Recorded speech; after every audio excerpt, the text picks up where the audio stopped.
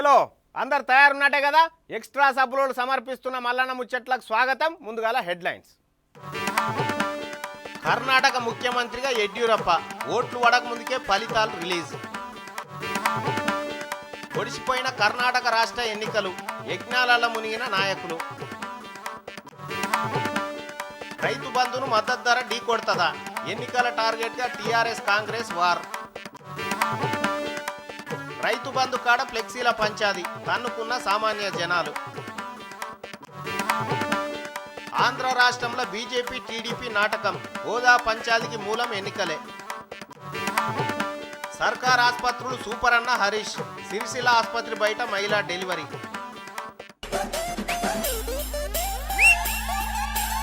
పిల్ల పుట్టక ముందుకే కుల్ల కుట్టినట్టుంది యడ్యూరప్ప వ్యవహారం చూస్తుంటే. ఇంకా ఓట్లు పూరాగా వడనే లేదు, పడ్డపేటలు స్ట్రాంగ్ రూమ్లోనే ఉన్నాయి. అప్పుడే ఏమంటున్నాడు, ఈ నెల 17 తారీఖు నాడు కర్ణాటక ముఖ్యమంత్రిగా ప్రమాణ స్వీకారం చేయబోతున్నా. ఈ కార్యక్రమానికి ప్రధానమంత్రి మోడీని బీజేపీ అధ్యక్షుడు అమిత్ షాను పిలుచుకుంటున్నా అంటున్నాడు. 15th evening I will go and meet Prime Minister and also Amit Shah, and I will request them to come to swearing in ceremony on most probably 17th evening or afternoon. ఇంటిరా 15 తారీఖు సాయంత్రం ఢిల్లీకి పోయి పువ్వు గుర్తు పెద్ద పరందామయ్యాలను పిలుచుకుంటాడట. దేనికి? తన ముఖ్యమంత్రి ప్రమాణ స్వీకారానికి. ఆశ ఉండాలి కానీ గింతన. సరే గెలిస్తే ఎట్లయినా అది అయ్యేదే కానీ ఓ దిక్కు ఓట్లు సురువు కాకముందుకే ఈ ముచ్చట చెప్తున్నామంటే యడ్యూరప్ప గారు మీది కాన్ఫిడెంటా ఓవర్ కాన్ఫిడెంటా తెలియదు. ఇంత గట్టిగా చెప్తున్నామంటే ఈవీఎంల మీద అంత గట్టి నమ్మకం కూడా ఉన్నదా ఏంది అనేది ఒక డౌట్. ఇక ఎట్లయినా సీఎం అవుతా అంటున్నావు కాబట్టి ఒక్క ఛాన్స్ మాత్రం ఉన్నది.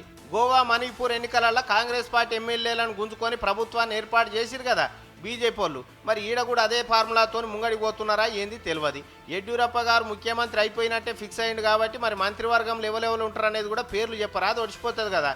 ఇంకా నయం ఏంటంటే ఫలితాలు రాకముందుకే సిద్ధరామయ్యను రాజీనామా చేయాలని డిమాండ్ చేయలే. ఈ కాన్ఫిడెంట్ వెనుక ఏం కాతున్నదో 4 వద్దులు అయితే తెలుస్తుంది. మరి మొత్తం మీద కర్ణాటకలో ఇంకో ఘట్టం కూడా ఒడిచిపోయింది. అదే ఓట్లు పెట్టెలలో పడ్డాయి. ఆడాడ చిన్న పంచాయతీలు ఈవీఎంల సతాయించుడు తప్పితే అంత మంచిగానే అయింది. ఇక మిగిలింది 15 తారీఖు నాడు ఓట్ల లెక్కింపు ఒకటే. ఇన్నొద్దులు మీ పంత నవలేరు కదా పార్టీలోలు. ఇక ఇప్పుడు వస్తారేమో చూడరు మీ ఊర్ల పొంటి మీ ఇండ్ల పొంటి.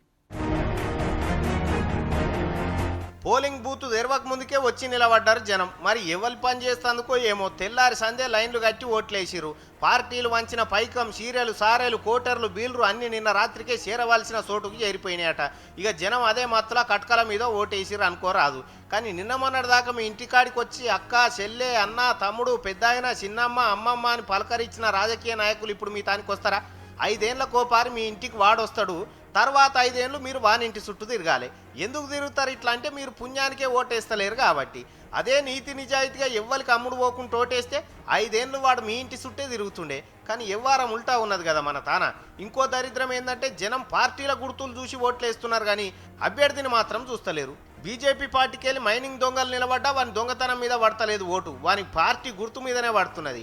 కాంగ్రెస్ పార్టీకి వెళ్ళి కరుడు కట్టిన రౌడీ పోటీ చేసిన వాళ్ళ గుణగణాలతో సంబంధం లేకుండా పార్టీ గుర్తులకే వేస్తున్నారు. మీరు అభ్యర్థి పనితనం చూడకుండా ఓటేసినన్ని రోజులు మీరంతా బిచ్చగాలే. సార్ నాది ఒక డౌట్ సార్. ఒక స్టూడెంట్కి గవర్నమెంట్ జాబ్ రావాలంటే డిగ్రీ ఉండాలి, పీజీ ఉండాలని అంటారు. మరి పొలిటీషియన్స్కి ఎందుకు సార్ ఏ క్వాలిఫికేషన్ లేకుండా గవర్నమెంట్ నడిపే ఛాన్స్ ఇస్తున్నారు? ఎలాంటి విద్యార్హత లేని ఒక పొలిటీషియన్ కార్లో కూర్చొని రోడ్ మీద ఉమ్మేసుకుంటూ వెళ్తున్నారు సార్. పీజీలు, డిగ్రీలు క్వాలిఫికేషన్ ఉన్న స్టూడెంట్లు మున్సిపల్ ఆఫీస్లో అదే రోడ్లు క్లీన్ చేయడానికి అప్లికేషన్లు పెట్టుకుంటున్నారు సార్. ఎలాంటి స్టడీ క్వాలిఫికేషన్ లేని రాజకీయ నాయకులు రాజులు అవుతున్నారు సార్. పీజీ, డిగ్రీలు క్వాలిఫికేషన్ ఉన్న విద్యార్థులు అదే రాజుల కింద బానిసలు అవుతున్నారు. దేశం మారాలంటే ముందు మారాల్సింది మనమే సార్. మన ప్రజలే తలుచుకుంటే రాజకీయ నాయకులు ఎంత, వాళ్ళ పదవులే. ఇట్లా చాలా చెప్పుకోవాల్సి వస్తుంది. కానీ కర్ణాటక ఎన్నికలలో ఈవీఎంలు గెలుస్తాయా ప్రజలు గెలుస్తారా అనేది కూడా ఓ డౌట్ రేజ్ అయింది నిన్న మొన్న. ఎందుకంటే చాలా రాష్ట్రాలలో ఈవీఎంలే గెలిచి ప్రజలు ఓడిపోయారన్న అపవాదం ఉన్నది. మరి బీజేపీ దయ కానీ ఇగో ఓట్లు పడంగానే గీనెవలో పూజలు ఏ తీరుగా చేస్తున్నాడో చూడుర్రి.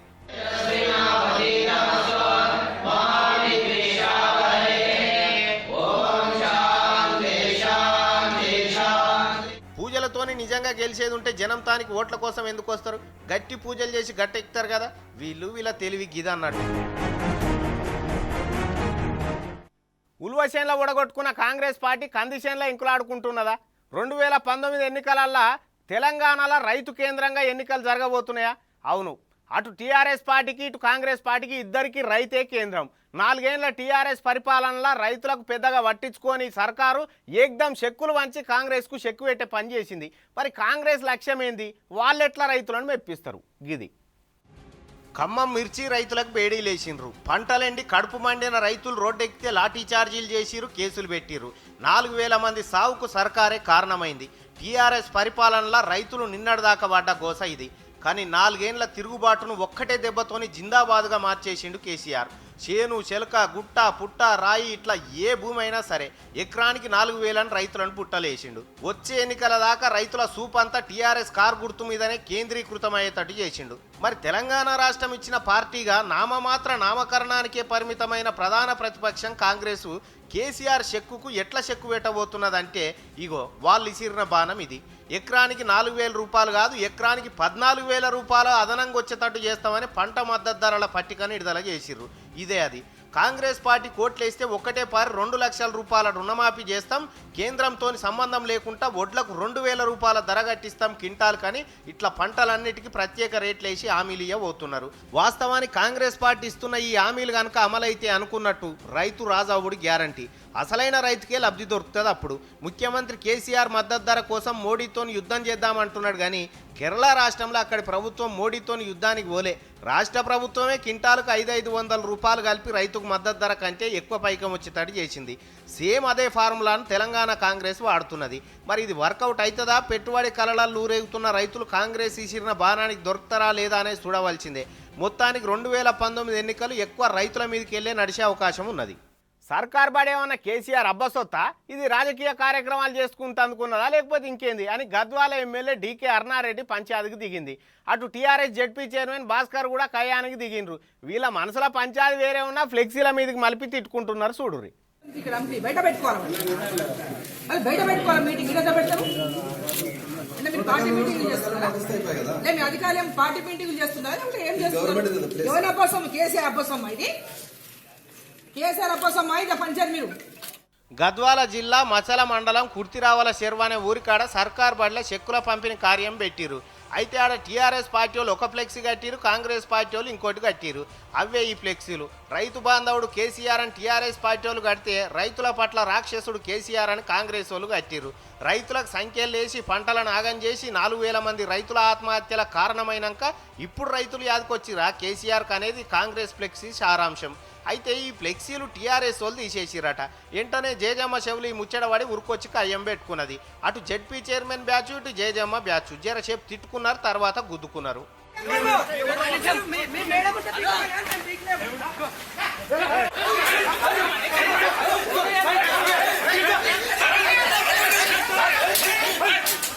వాళ్ళు కొట్టుకుంటే దెబ్బలు గట్టిగా తాకుతాయో లేదో అని పోలీసు వాళ్ళు లాఠీలు తీసుకొని కొట్టిండ్రు. అప్పుడు సరిపడ దెబ్బలు తాకినాక ఎక్కడోడక్కడే వెళ్ళిపోయిండు. అయితే పంచాయతీ ఎవరెవరికి? జెడ్పీ చైర్మన్ భాస్కర్కు, డీకే అరుణారెడ్డికి. పంచాయతీ వీళ్ళకైతే తన్నులు పడ్డది ఎవరికి? ఆడికొచ్చిన బీసీ, ఎస్సీ, ఎస్టీ, మైనారిటీ బిడ్డలకు తాకినాయి. అటు అరుణారెడ్డికి ఒక దెబ్బ దాకలే, ఇటు జెడ్పీ చైర్మన్కి ఒక దెబ్బ దాకలే. వాళ్ళు నిమ్మలంగానే ఉన్నారు. తన్నుల పాలైంది సామాన్య జనం. ఎందుకు వీళ్ళ కుట్రలల్లో ఇరుకుతారు ప్రజలారా? మీరు కొట్లాడితే అధికారం మీకు రాదు, అది మళ్ళీ వాళ్ళకే పోతుంది. ఈ పిచ్చి పనులు బంద్ చేయరు. మరి సెల్ ఫోన్ ఎవరికి గెలిచిరంటే ఒక గిల్లు.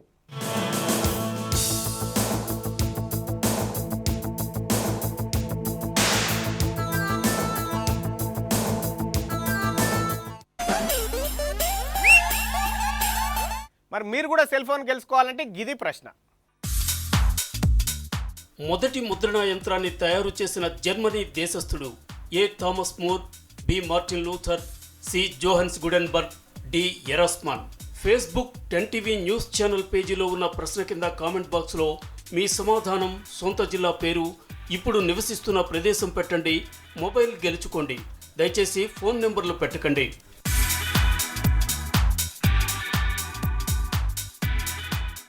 అప్పిచ్చినోడు ఇంటికి రాగానే ఇద్దరాలు మొగలు పంచాయతీ పెట్టుకొని గిన్నెలు గిలాసాలు ఎత్తేసుకుంటుంటే అప్పిచ్చినోడు ఉంటాడా?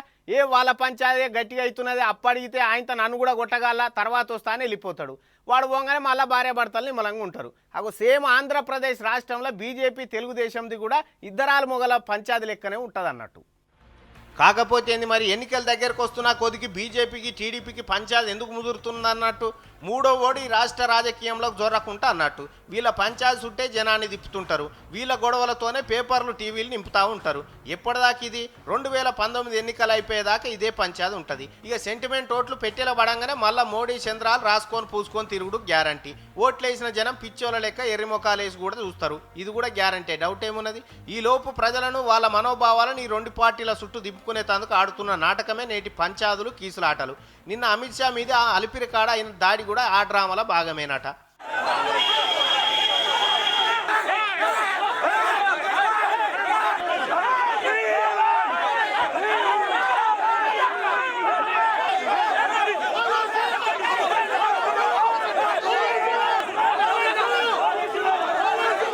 మరి ఈ పంచాయతీల బక్రా అయ్యేది ఒక్కటి జనాలైతే రెండోది జగనాలు ఆయన పాదయాత్రకు ప్రజల ప్రాధాన్యత లేకుండా చేసిరు చూడురి నిజంగా బీజేపీ టీడీపీలు తర్వాత మళ్ళా కలుస్తాయంటే ఇదివరకు ఎన్ని మాటలు కాలే కీసులాటలు ఎన్ని మాటలు కలవలే ఈ ప్రత్యేక హోదా పంచాయతీ అంతా జగనాలనే జీవిని అధికార పీఠానికి దూరం చేసేందుకు నడుస్తున్న డ్రామానే అనేది జర గట్టిగా చదువుకున్న వాళ్ళని అడిగితే చెప్తున్నారు తెలంగాణలో సర్కార్ ఆసుపత్రులు ఎట్లున్నాయంటే అందులో అవుతున్న ట్రీట్మెంట్ రాష్ట్రంలో ఉన్న ప్రైవేట్ దవాఖానలన్నీ ఈగలు జోపుకుంటున్నాయి రోగులు రాక గత పాలకులు ఇంత గొప్పగా సర్కార్ దవాఖానలు నేనన్న తీర్చిదిద్దిరా అని అడుగుతున్నాడు నీళ్ళ మంత్రి హరీష్ సారు సంగారెడ్డి కాడ కండువాలు మార్చే కార్యం తర్వాత చెక్కుల పంపిణీ కాడికి వచ్చి ఈ చమత్కారం చెప్పిండు ఇప్పుడు ప్రైవేట్ దవాఖానలకు బిల్లు గురించి వస్తలేదు సర్కార్ దవాఖానలో ఖాళీగా మంచం ఇప్పిమని అడిగే కాలం వచ్చిందంటే ప్రభుత్వ దవాఖానల పనితీరు ఎంత బాగుందో ఈ ప్రభుత్వ హయాంలో ఇవాళ మనకు అర్థమవుతా ఉంది సో ఇట్లా మన ప్రభుత్వం అనేక కార్యక్రమాలు చేపడుతూ వస్తుంది అనేకం దాకా తర్వాత మాట్లాడుకుందాం కానీ ముందుగాల సర్కార్ దవాఖానల సంగతే చూద్దాం సారు మీరు చెప్పినట్టు ప్రభుత్వ దవాఖానల పొంట వైద్యం అద్భుతంగా ఉన్నదా గబ్బుగున్నదా ఇగో మీ బామ్మాడిది ఇలాకా సిరిసిల్ల కాడ ఒక నెలలు నిండిన గర్భిణి డెలివరీ కోసం వచ్చింది అది కూడా అంబులెన్స్కు ఫోన్ చేస్తే రాకపోయే వర్కాల ఆటో కట్టుకొని వచ్చిండ్రు వచ్చినాక దవాఖానల డాక్టర్లు సిబ్బంది లేక ఆటోలోనే ఉన్నది ఆఖరికి డెలివరీ ఆటోలో అయ్యింది ఏ అపాయం లేకుండా డెలివరీ అయింది కాబట్టి ఏం కాలే ఇదొకటైతే ఇక సర్కారు దవాఖానల వైద్యం అద్భుతంగా ఉన్నది అంటున్నావు కదా హరీషాలు ఇక చూడు మరి మన బంగారు తెలంగాణ సర్కార్ దవాఖాననే ఇద్దరు మనుషులు గ్లూకోజ్ సీసాల మీదికి లేవడితే ఆసుపత్రి బండల మీద ఉన్న పేషెంట్కి ఎక్కుతున్నది ఇదొకటే ఇక రెండోది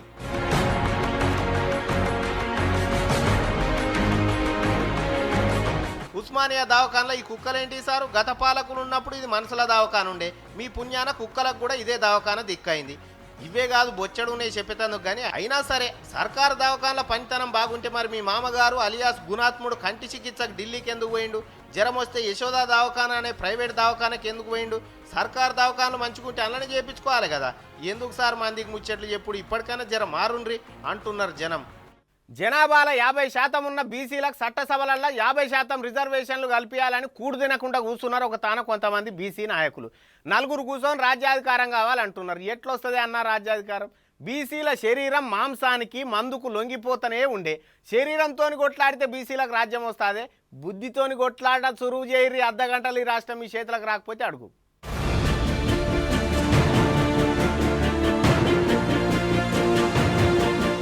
జనాభాలో 60% ఉండి బిచ్చం అడుక్కుంటున్నారు బీసీలు మాకు రిజర్వేషన్లు ఇన్రని అరే ఓ బీసీ బిడ్డ నీ ఓటు నీ బీసీ ఓనికి ఒక్కసారి వేసుకొని చూడు 70 ఏళ్ళ స్వతంత్ర భారతదేశంలో నీ చేతులకు పడ్డ సంఖ్యలన్నీ పటాపంచలైపోతాయి లక్షల కోట్ల సంపద నీ చేతులకు వస్తుంది ఓ దిక్కు నీ జాతి బిడ్డలు 500 రూపాయల కోట అమ్ముకుంటుంటే కోటర్ సీసకు లొంగిపోతుంటే నీ రాజ్యం ఏడంగొస్తుంది బాబాసాహెబ్ అంబేద్కర్ నీకు ఓటు హక్కు ఇచ్చింది అమ్ముకునేందుకు కాదు నువ్వే ఈ దేశానికి రాజు కావాలని ఇస్తే మనం అగ్వకు అమ్ముకుంటున్నాం మీరు చూడురి ఒక రెడ్డి అయిన ఓటు కానీ ఒక విలమైన ఓటు కానీ ఒక బాపనైన ఓటు కానీ కొంటమంటే అమ్ముతారా వాళ్ళు చల్ అని ఎలగొడతారు మన బీసీలు మా ఇంట్లో 4 ఓట్లు ఉన్నాయి మా చిన్న ఇంట్లో 5 ఓట్లని బేరాలు చేసుకుంటారు బీసీలకు ఓటు జ్ఞానం చెప్పేటోడు ఎవడున్నాడు ఆ పార్టీ అనుకో ఈ పార్టీ అనుకో జోకాలే అప్పటి మందం ఏమని ఇస్తే తీసుకోవాలి ఇట్లా ఎన్ని రోజులు చేస్తారు ఈ శంషాగిరి 5 లక్షల కోట్ల తెలంగాణ బడ్జెట్ అనుకుంటే అందులో నీ బీసీల పాలు 2.5 లక్షల కోట్లు రావాలి కదా వస్తున్నాయా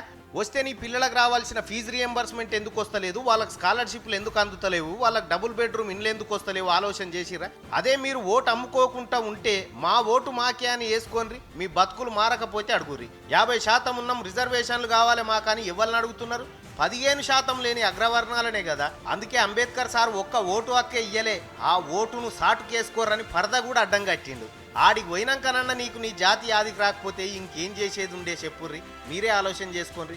2019లో ఒక్కసారి మీ ఓటు మీరేసుకోరి, ఈ రాష్ట్రానికి మీరే రాజులు కాకపోతే అడుగురి. ఇగో ఇవి ఇవ్వాలని మళ్ళీ ముచ్చట్లు చూస్తూనే ఉండు. రాత్రి అనేది పొద్దుగా లేడున్నారు మన 10 టీవీలో. ఇగుంటా.